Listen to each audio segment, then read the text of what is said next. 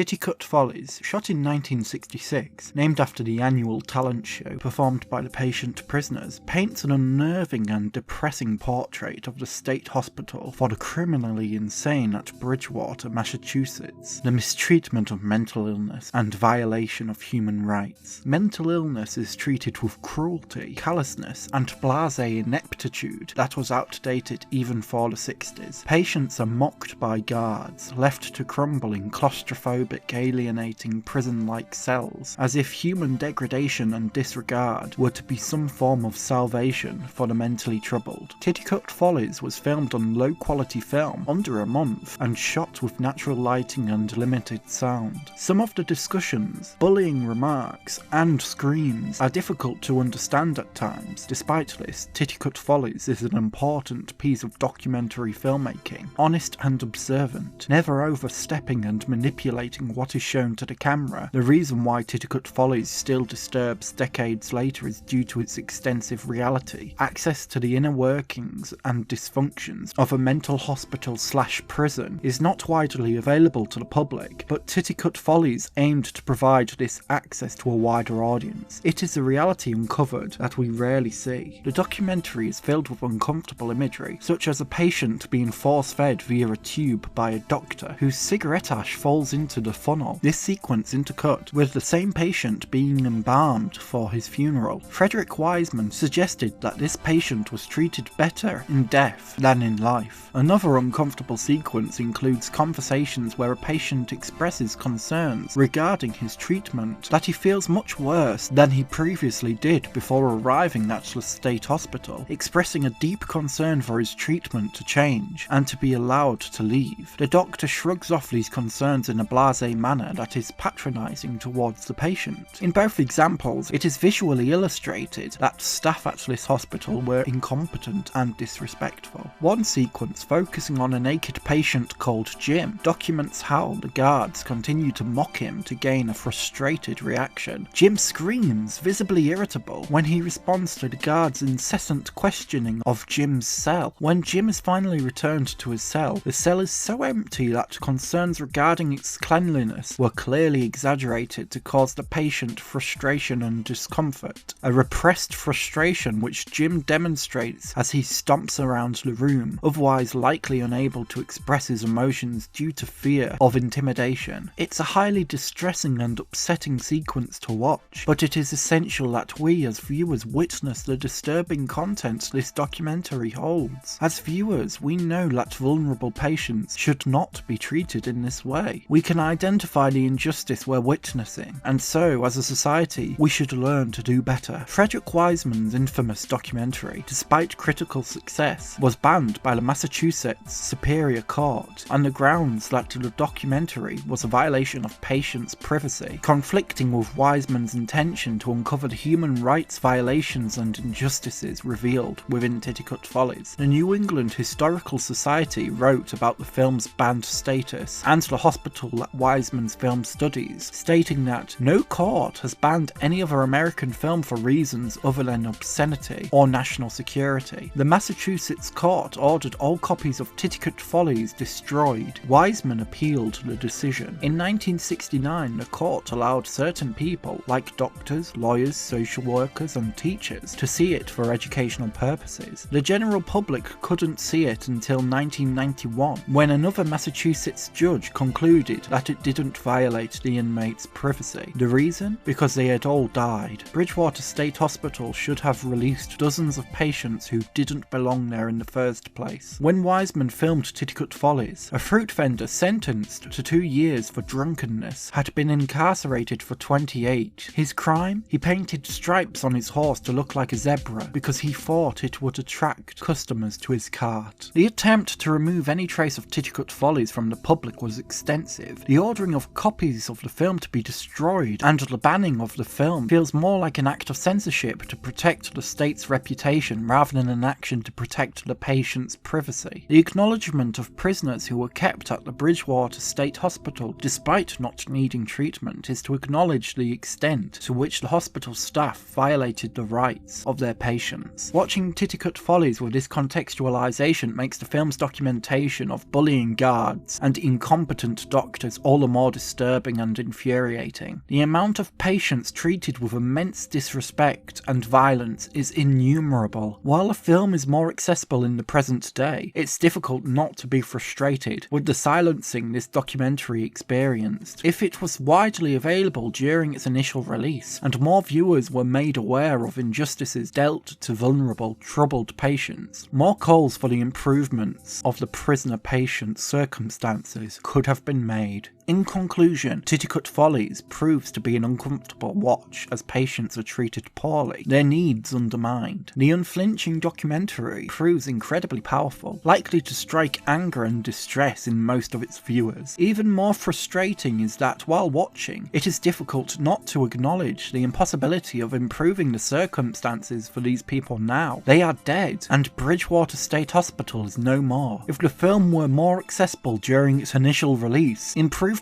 could have been made, but now Titicut Follies serves as a dreadful reminder that suffering persists until it is too late.